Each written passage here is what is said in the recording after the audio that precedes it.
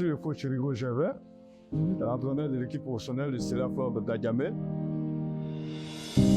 On a vécu une saison très passionnante. On a enchaîné quand même, c'est vrai, beaucoup de moments difficiles ensemble, mais on retient les moments heureux, les moments joyeux. Heureusement qu'il y en a eu. On termine 5e sur 16 dans ce championnat-là.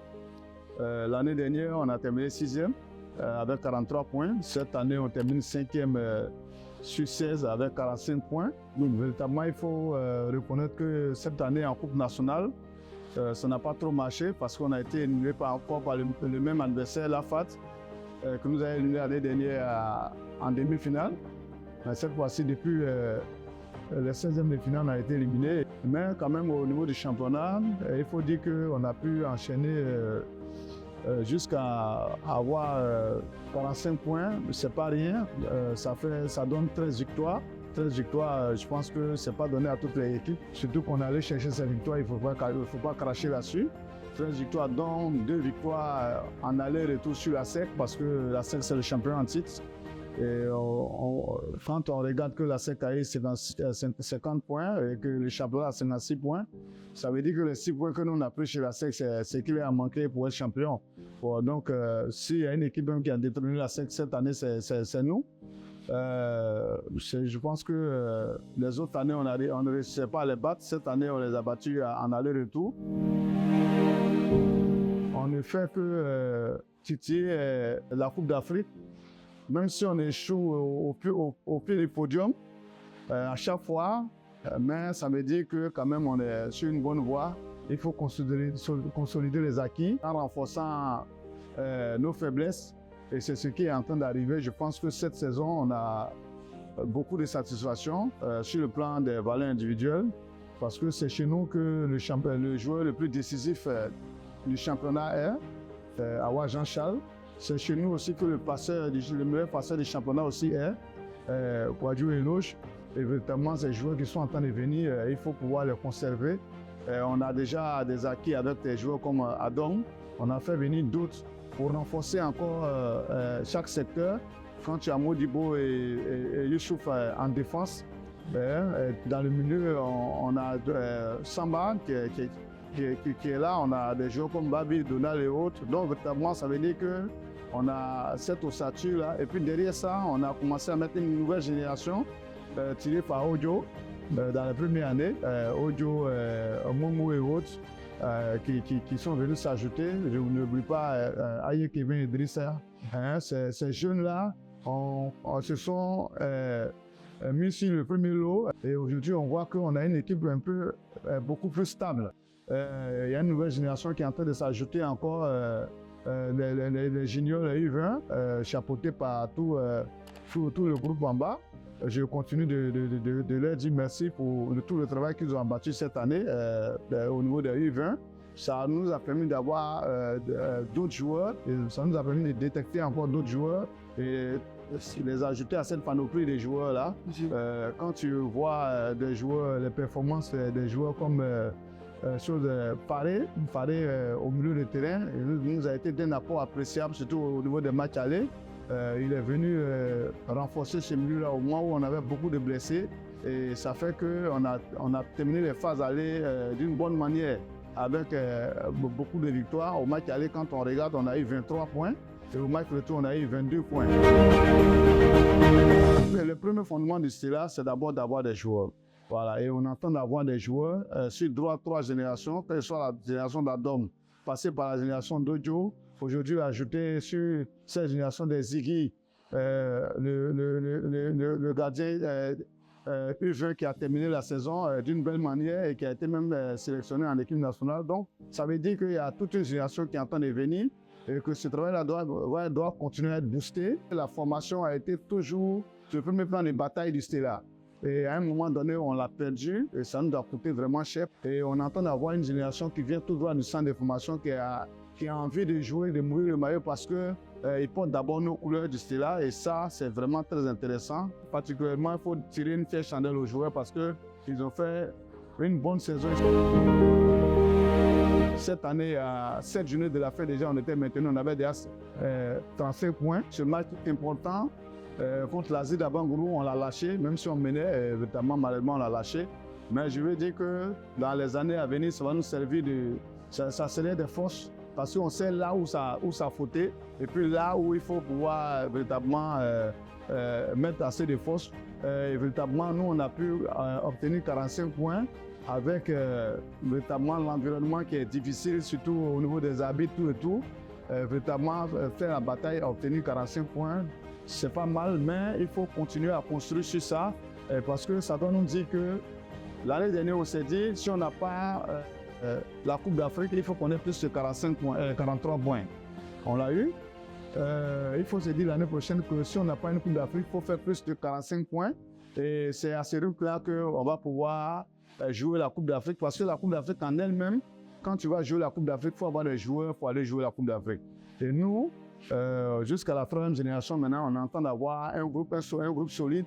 Et je pense que ça peut donner lieu plus tard à une très bonne Coupe d'Afrique. Aujourd'hui, on peut se taper la poitrine pour dire qu'on peut mettre certains joueurs en vitrine. Ouais, parce que quand on regarde le lot de joueurs qui rentrent aujourd'hui en sélection, en équipe nationale, même les U20 sont en sélection. Ça veut dire que l'équipe senior, c'est-à-dire l'équipe professionnelle, il y a aussi des joueurs qui sont en équipe. Et même si je pousse loin, il y a d'autres qui méritaient même la sélection A. Véritablement, mais ça veut dire déjà que si sur le plan de nos joueurs, ça veut dire que depuis Kessie qui est parti, on n'avait pas d'individualité, de grosse individualité pour frapper à la porte de l'équipe senior, de l'équipe professionnelle de l'éléphant A. On a une équipe cette saison dans le top 5 au niveau de la meilleure attaque. Ça veut dire qu'en attaque, on a poussé. C'était notre maillon faible l'année dernière. L'année dernière, on a terminé avec 30 buts. 30 buts pour 23 buts encaissés. Et cette année, on a poussé jusqu'à avoir 39 buts. Hein? On est dans le top 5 de la meilleure attaque et ça fait que c'est pas mauvais. Il faut consolider ces acquis-là, comme je l'ai dit, garder cette bonne attaque. Le problème cette année, ça a été surtout au niveau de la défense, parce qu'on a encaissé 29 buts. L'année dernière, on a pris que 23 buts, mais cette année, au niveau de la défense, on a pris 29 buts. Et c'est ce qu'on doit véritablement réussir à corriger. Je ne vais pas incriminer un secteur, mais ça ne veut pas dire que je ne sais pas où le mal vient. Voilà, je sais d'où le mal vient avec le staff technique. Kwadjo Bernard, Amon et autres, je remercie pour tout le boulot qu'ils ont abattu. On est conscient du déficit en défense. On va pallier, mais il ne faudrait pas se dire que quand on dit défense, ça veut dire que c'est forcément le gardien de but. Ça inclut tout le système. Ça veut dire que depuis l'attaque, il faut qu'on prenne les résolutions. Depuis le milieu de terrain, il faut qu'on ait les bonnes manières de pouvoir défendre. Et quand on regarde, on a été remonté 2 fois. C'est-à-dire, il y a sur 2 matchs, par exemple, contre l'Asie d'Abangourou, on menait 2-0 et on a été remonté. Il y a eu un précédent contre Zuma, on menait aussi 2-0, on a été remonté 3-2 à chaque fois. Ça veut dire qu'on a cédé facilement. Peut-être en 20 minutes, voilà, on a craqué mentalement, donc c'est des aspects. Et je pense que, comme je l'ai dit, c'est un travail de tout le monde. C'est pourquoi je parle encore aux supporters, parce que à ce niveau-là, on est encore orphelin, on est envahi par le mur jaune, on est envahi par le groupe de Yopougon avec le Racing. Pendant ce temps, où sont les nôtres? Où sont les nôtres? C'est la question qu'on se pose. Qu'est-ce qu'on fait pour ne pas pour qu'ils ne viennent pas au terrain, parce que quand tu vois ton équipe battre la SEC en aller-retour, ça doit pouvoir te dire que cette équipe est sur le bon chemin. Donc le 12e homme, il faut qu'il prenne son rôle, parce que l'année prochaine, ça serait plus que ça. C'est ensemble qu'on peut bâtir ce corps, c'est ensemble qu'on peut arriver à relever tous les défis. Je pense qu'il faut que chacun vienne prendre sa place. Le président fera sa part. Je pense que le comité directeur autour du président va jouer son rôle. Les joueurs vont jouer leur rôle. Le staff technique va jouer son rôle. Le centre de formation tournera. On est en train de encore sortir d'autres disciplines comme le futsal au niveau du stellar. Tout ça, ça veut dire que le stellar est en mouvement. Mais les supporters doivent venir supporter. Voilà. Aujourd'hui, on fait ce compte rendu. C'est parce qu'il y a une série de communications qui travaillent. Voilà. Donc, il faut que tous les aspects du Stella se mettent en branle. Voilà, tous les secteurs du Stella doivent se mettre en branle pour que ce Stella-là puisse véritablement se mettre en marche. Le pilier supporter là, il faut que les supporters viennent pour qu'on pose les vraies bases. Parce que quand on joue, on a besoin qu'on soit soutenu. Voilà, on soit soutenu. Le club a besoin aussi de ventes dégagées pour pouvoir avoir un retour sur investissement. Mais s'il n'y a pas de supporters pour pouvoir porter les maillots du Stella qui sont vendus, ce Stella-là qui est en train de monter là, est en train de monter en puissance. Voilà, les fondations sont en train de se mettre en place. Dieu merci au niveau de l'équipe. On sent que ceux qui jouent là, ils portent véritablement le Stella en cœur. Ils mouillent le maillot véritablement pour le Stella. Ils sont fiers d'être au Stella. Et on sent aussi que les dirigeants ont envie d'investir et investir plus. Sans que tous les autres secteurs sont en branle, il faut que nous aussi, on vienne prendre notre rôle. Et véritablement, je ne cesserai de remercier encore le président et tout son comité directeur pour tout le travail qui est en train d'être fait. Aujourd'hui, quand on parle de cela, on parle de certains joueurs comme Awa et autres, c'est avec fierté. Voilà, ça veut dire qu'on est de retour. On est sur la bonne voie, même si on n'est pas encore arrivé, c'est pas loin. Voilà, il reste encore des efforts à faire et bravo à tout le monde pour cette grosse saison. Je pense que quand on passe en ville, la boussole est là, on ne fait que nous féliciter pour le travail.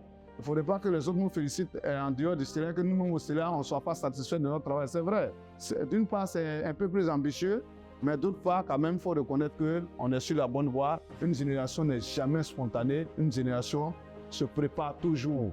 Même la génération qui a donné la coupe, le premier titre de champion au Stella, quand on regarde, c'est une génération qui a été préparée. La dernière coupe nationale que moi j'ai remportée avec le Stella en 2012, la génération des Yabré et autres, c'était Kaba et autres, ça a été une génération qu'on a préparée depuis 2004 et on est venu remporter la Coupe nationale en 2012. Regardez un peu le trajet, la trajectoire. Donc, véritablement, on est en train de préparer une nouvelle génération et les générations, c'est 3 générations qu'on a commencé à cimenter, qu'on a commencé à mettre ensemble. Ça veut dire qu'on est sur la bonne voie, il faut continuer à se prendre en main, à s'encourager et je pense que avec la grâce de Dieu, tout arrivera.